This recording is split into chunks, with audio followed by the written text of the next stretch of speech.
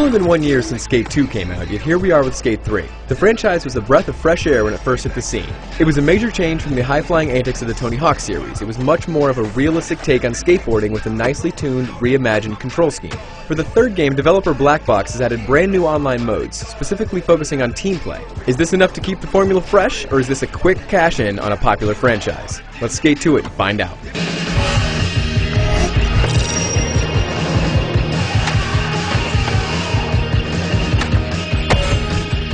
The first thing you'll notice about Skate 3 is that it looks an awful lot like Skate 2. This is not necessarily a bad thing because the game still looks good.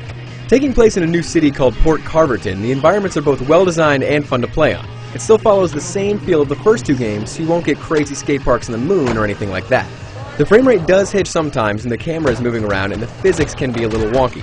Whereas the first problem doesn't really affect gameplay, one time the physics did cause me to get caught in a dumpster which then magically flew in front of me, forcing me to restart the challenge.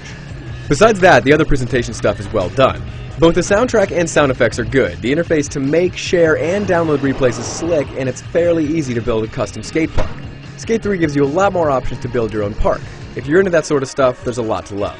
Oh, and Jason Lee from My Name is Earl coaches you how to skate. How can you not like that? You're gonna get good, and if you don't, I'm gonna break your board! Coach Frank.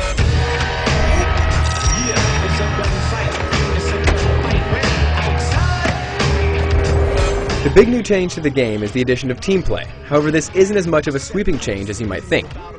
Throughout the career mode, you'll build a team of skaters to take on challenges with you. You can either attempt these challenges with your friends online, or computer-controlled players will help you out.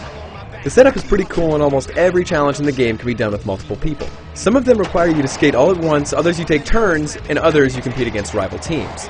Everyone who skates will reap the rewards of a completed challenge, so there's a lot of incentive to do things together. With that said, co-op doesn't completely change the feel of the game. You're just doing the same stuff with more people.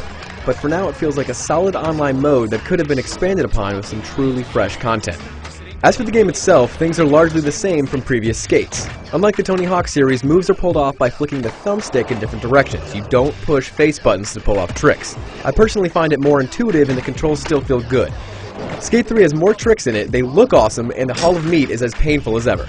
I personally found some of the challenges to be really annoying and intentionally frustrating. I get that it's supposed to be a hardcore approach to skateboarding, but the trial and error of replaying challenges over and over again still drove me crazy. With that said, the developers put in new difficulty options. There's an easy mode that's more forgiving and a hardcore mode where your timing needs to be perfect.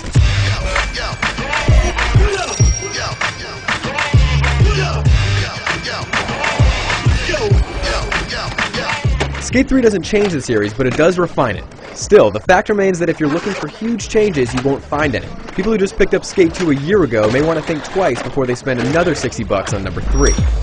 However, while it may not be revolutionary, it still is the most complete skate experience out there. For more info on the game, head over to IGN.com.